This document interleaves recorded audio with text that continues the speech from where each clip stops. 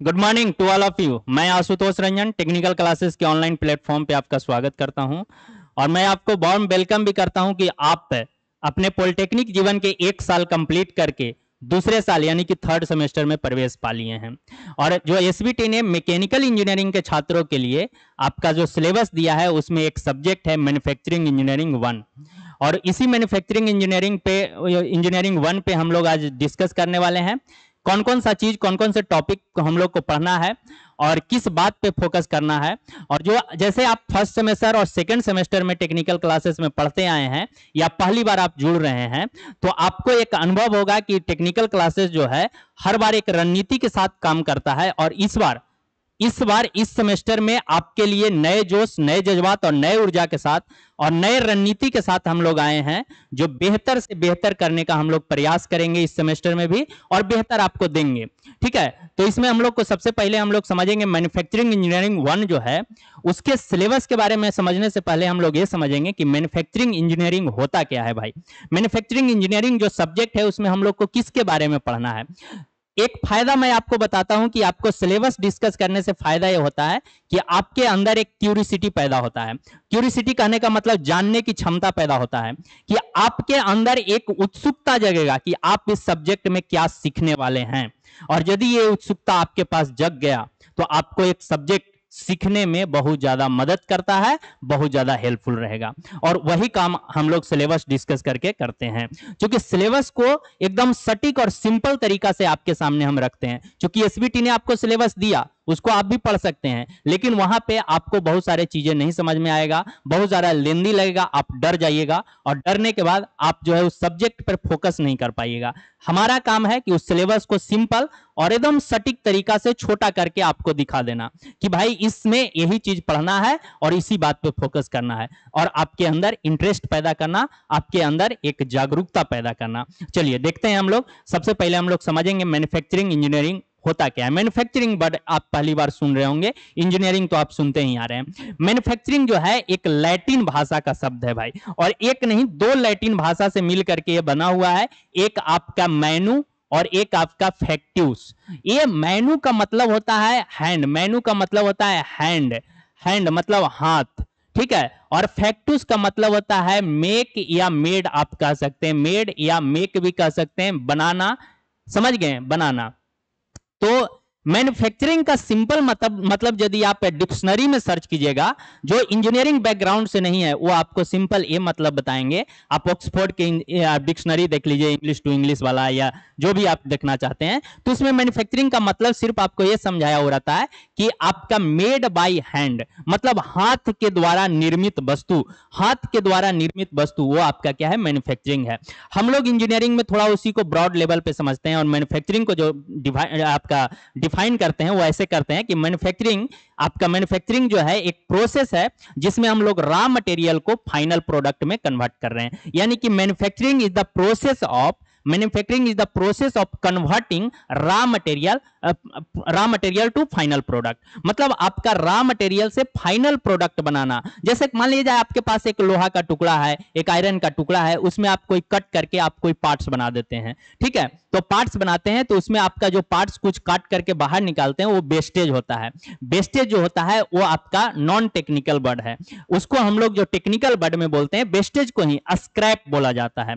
तो स्क्रैप जो निकलता है मतलब फालतू चीज, जो लोहा काट करके आप मान लीजिए गियर बना रहे हैं, उसमें तीथ बना रहे हैं, तो काटने पर जो लोहा अलग बाहर निकल जाएगा, जो बर्बाद हो रहा है, वेस्ट हो रहा है, मतलब फालतू चीज है, उसी को हम लोग क्या बोल रहे हैं, स्क्रैप बोलते हैं। और स्क्रैप को हम लोग से कोई मतलब नहीं है, स्क्रैप को हमसे कोई मतलब नहीं है। हमारा जो है एक रॉ मटेरियल था, एक कच्चा सामान था, उसको हमने फाइनल प्रोडक्ट में कन्वर्ट किया। या कहीं कहीं ऐसे भी बोला जाता है कि वैल्यू एडिशन प्रोसेस है। मैन्युफैक्चरिंग क्या है, वैल्यू एडिशन प्रोसेस, मतलब आपका उसमें हम लोग उसका वैल्यू को बढ़ा रहे हैं, उसके वैल्यू को बढ़ा रहे हैं। जैसे सिंपल लोहा है, उसका कोई इस्तेमाल नहीं था, लेकिन आप उसको गियर बना दिए, आप उसका कुछ अलग पार्ट्स बना दिए तो उसका वैल्यू बढ़ गया, उसका वैल्यू बढ़ गया। तो मैन्युफैक्चरिंग आप कह सकते हैं कि एक वैल्यू एडिशन प्रोसेस है, ठीक है। डिटेल में हम लोग समझेंगे, काफी सारे बातों पे चर्चा करेंगे।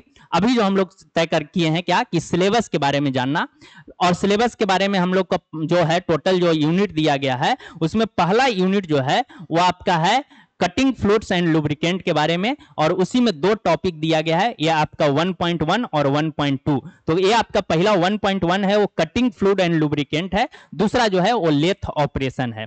पहले कटिंग फ्लूइड का मतलब है ये कि जब आप मशीनिंग करते हैं, जब आप पार्ट्स को बनाते हैं, जो वैल्यू एडिशन का काम आप कर रहे हैं या प्रोडक्ट आप बना रहे हैं, तो उस प्रोडक्ट में होगा क्या कि आप कोई ना कोई टूल से आप कट कीजिएगा, तो टूल से कट कीजिएगा तो वो आपका टूल जो है वो गर्म होकर के खराब होगा, या मशीन जो आप जिस पे काम कर रहे हैं, जिस मेटल पे, वो मेटल गर्म होकर के खराब होगा। तो ये गर्म से होने से बचाने के लिए उसमें हम लोग क्या करते हैं, कूलेंट देते हैं। कूलेंट मतलब आपका कटिंग फ्लूइड बोलिए, कूलेंट बोलिए या कटिंग ऑयल बोलिए, तीनों एक ही नाम है भाई। तो ये कटिंग फ्लूइड जो आप इस तरह से देखते होंगे, सिंपल एग्जांपल हम यदि देना चाहें, मशीन पे हम लोग आएंगे, कटिंग फ्लूइड कितने तरह का होता है उस पर भी चर्चा करेंगे, और कौन से कटिंग फ्लूइड किस मशीन पे हम लोग इस्तेमाल करते हैं इस बात पे भी चर्चा करेंगे। और उसके बाद लुब्रिकेशन, लुब्रिकेशन मतलब फ्रिक्शन को मिनिमाइज करने के लिए, हीट को रिड्यूस करने के लिए हम लोग क्या करते हैं, लुब्रिकेंट देते हैं। लुब्रिकेंट में आप ग्रीस हो गया, मोबिल हो गया, आपका मोलिब्डेनम हो गया, आपका ग्रेफाइट हो गया, तीन कैटेगरी में अलग अलग डिवाइड किया गया है, सॉलिड, लिक्विड और गैसियस फॉर्म में भी आपका, या सेमी सॉलिड, गैसियस फॉर्म में, चार तरह से आपका लुब्रिकेंट को आप क्लासिफाई कर सकते हैं। कटिंग फ्लूइड में आप सिंपल, आप यदि कभी आपका रूम के ताला का चाबी खो गया होगा और ताला को आप हेक्सा ब्लेड से कट करने की कोशिश किए होंगे, तो आप यदि वो कट नहीं कर रहा होगा, नहीं कट रहा होगा, तो आप उसमें पानी सिंपल डालते होंगे या कोई ऑयल डालते होंगे, तो देखते होंगे कि मटेरियल जल्दी से कटने लगा। तो वही कटिंग फ्लूइड मशीनिंग के दौरान भी हम लोग करते हैं, वही कटिंग फ्लूइड हम लोग मशीनिंग के दौरान भी देते हैं। पानी के साथ कुछ कूलेंट मिला करके, कुछ केमिकल मिला करके हम लोग क्या करते हैं, उसको ज्यादा पावरफुल बनाते हैं, ज्यादा शक्तिशाली बनाते हैं।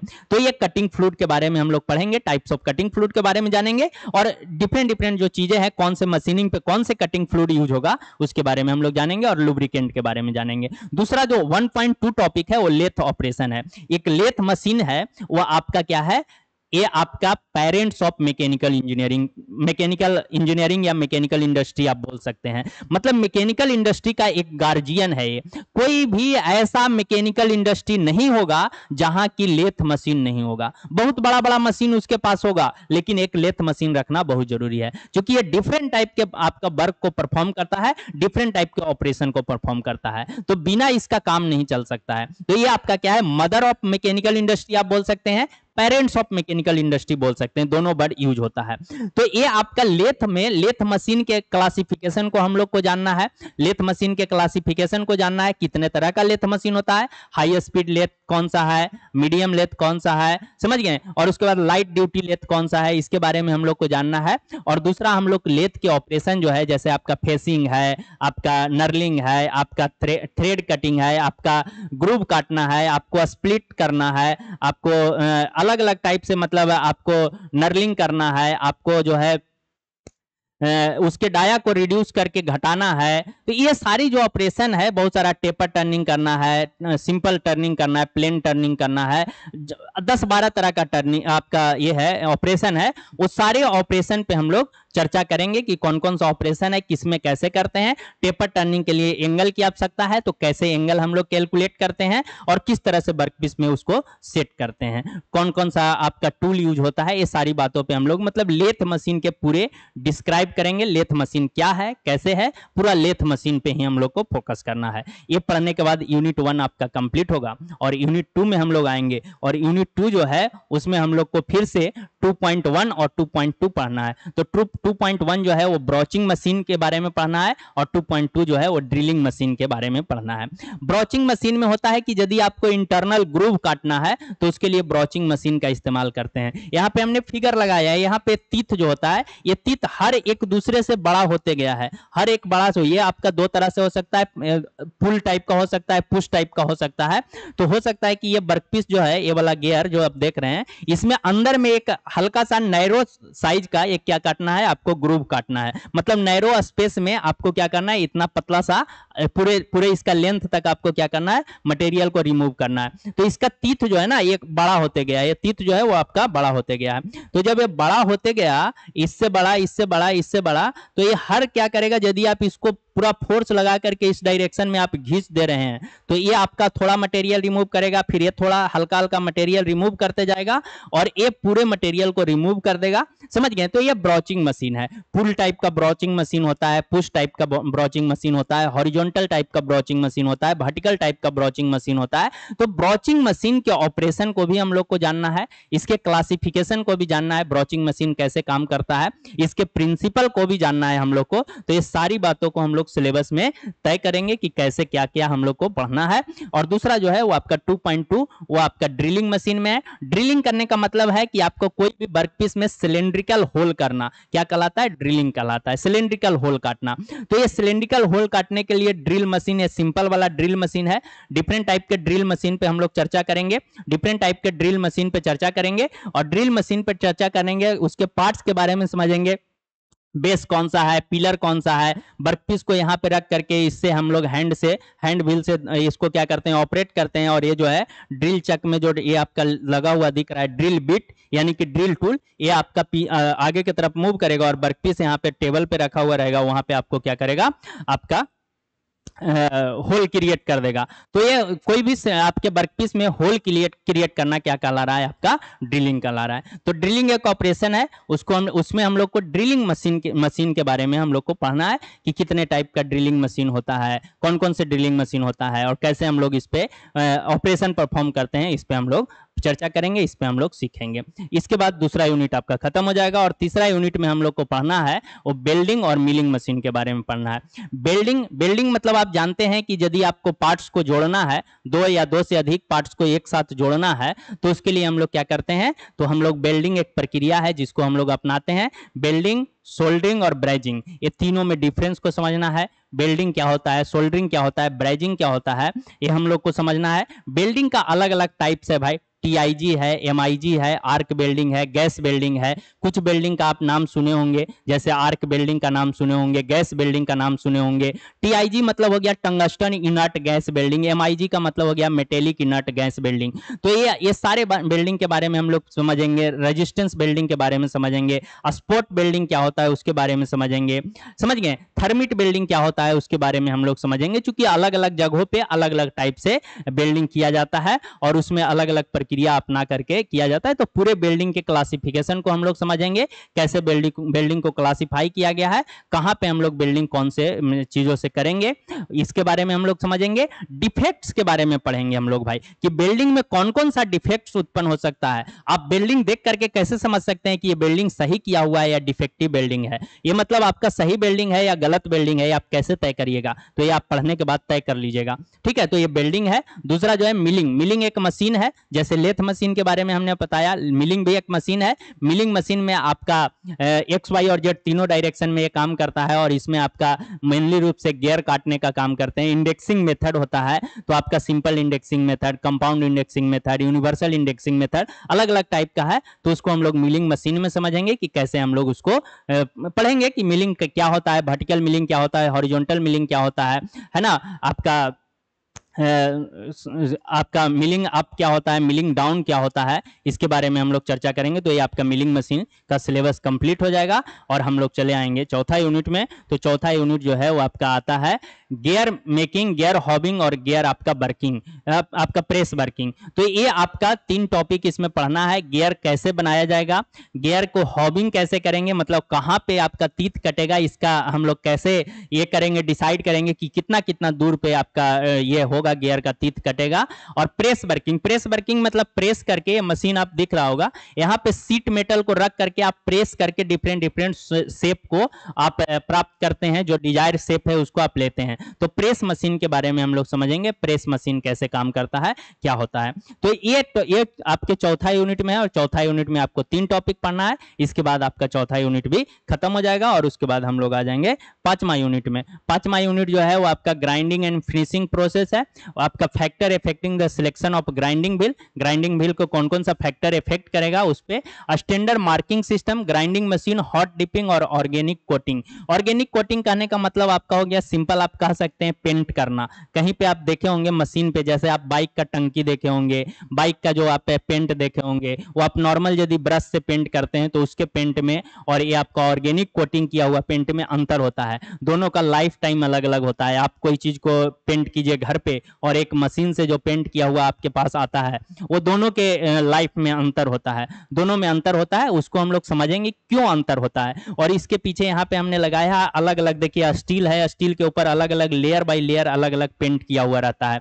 तो ये अलग अलग कोटिंग तैयार करके कोट कर दिया जाता है, इसलिए इसका लाइफ जो है बेहतर रहता है। तो इसके बारे में हम लोग समझेंगे। यहाँ पे एक आपका जो स्टील से जो चीजें बनता है उस पे एक गैल्वेनाइजेशन किया जाता है। गैल्वेनाइजेशन एक प्रक्रिया है जिसमें जस्ता का लेयर चढ़ाया जाता है, ठीक है, जिंक का लेयर चढ़ाया जाता है। तो उसके लिए हम लोग कैसे करते हैं, क्लीनिंग करते हैं, राइजनिंग करते हैं, पिकलिंग करते हैं, राइजनिंग फिर करते हैं, फिर फ्लक्स का सॉल्यूशन में डालते हैं, मोल्टेन जिंक बाथ में, जिंक में इसको डुबा देते हैं, डुबाने के बाद बाहर निकालते हैं, कूल होने देते हैं, ठंडा होने देते हैं और उसके बाद उसका इंस्पेक्शन करते हैं कि सही से ये हुआ है कि नहीं।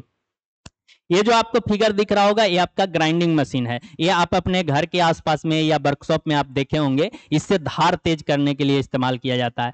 हम लोग जो है यहाँ पे टूल का धार तेज करने के लिए या जो आप मटेरियल वर्कपीस आपके पास बना है उस वर्कपीस में स्मूथनेस लाने के लिए, स्मूथनेस मतलब एक तरफ बहुत ज्यादा आपका चिकना रहता है और एक तरफ थोड़ा रुखड़ा रहता है। यदि बहुत ज्यादा मटेरियल आपको रिमूव करना है तो आपका जो रफ साइड है, मतलब रुखड़ा साइड जो हमने बोला, उस साइड में आप उसको टच करके रगड़िएगा तो उससे क्या होगा, बहुत ज्यादा अमाउंट में मटेरियल रिमूव होगा और आपका वर्कपीस को स्मूथ कर देगा। और यदि बहुत कम अमाउंट का मटेरियल को रिमूव करते हुए आपको सिर्फ स्मूथनेस चाहना है, स्मूथनेस चाह रहे हैं, तो आप जो स्मूथ टाइप का जो आपका ग्राइंडिंग व्हील है उस ग्राइंडिंग व्हील पे आप उसको वर्कपीस को आप टच करते हैं, वर्कपीस को रख करके आप रगड़ते हैं। रगड़ना नहीं, ये रोटेट होता है, आपको वर्कपीस उसमें सटा करके रखना है तो आपको क्या करेगा, उस सरफेस को क्या करेगा, स्मूथ बना देगा। तो ये ग्राइंडिंग के बारे में हम लोग समझना है। ग्राइंडिंग का जो व्हील है, ये जो व्हील बना हुआ है ये आपका एब्रेसिव मटेरियल का बना हुआ रहता है। एब्रेसिव मटेरियल क्या होता है उस पर हम लोग चर्चा करेंगे। और एब्रेसिव मटेरियल जो है वो अलग अलग इसमें ग्रेड वाइज दिया हुआ है कि कौन सा आपका ग्राइंडिंग व्हील जो है वो किस ग्रेड का है, ठीक है। और बहुत सारा बाउंड है, बहुत सारा चीज इसमें है, तो उसके बारे में हम लोग पढ़ेंगे। उसके बाद कौन कौन सा ग्राइंडिंग व्हील आप सिलेक्ट कर रहे हैं तो कौन कौन सा फैक्टर को ध्यान में रखते हुए करेंगे, इस बात पे चर्चा करेंगे। और कुछ कुछ फिनिशिंग ऑपरेशन है, फिनिशिंग प्रोसेस है, जिसमें आपका अलग अलग फिनिशिंग प्रोसेस है, जैसे लैपिंग है, सुपर फिनिशिंग प्रोसेस है, तो उस पर भी हम लोग चर्चा करेंगे कि कौन कौन सा प्रोसेस है और कैसे हम लोग करते हैं। और यदि आप यहाँ तक पढ़ते हैं तो आपके मैन्युफैक्चरिंग 1 का सिलेबस जो है वो आपका कंप्लीट हो जाएगा। और हम लोग जो है अगले क्लास में इसके जो यूनिट 1 है आपका cutting fluid and lubricant and lathe operation, उस पर हम लोग चर्चा करेंगे। तो मिलते हैं हम लोग अगले क्लास में नए जोश, नए जज्बात, नए ऊर्जा के साथ और टॉपिक यूनिट 1 के साथ। तब तक के लिए हम विदा लेते हैं। जय हिंद, जय भारत।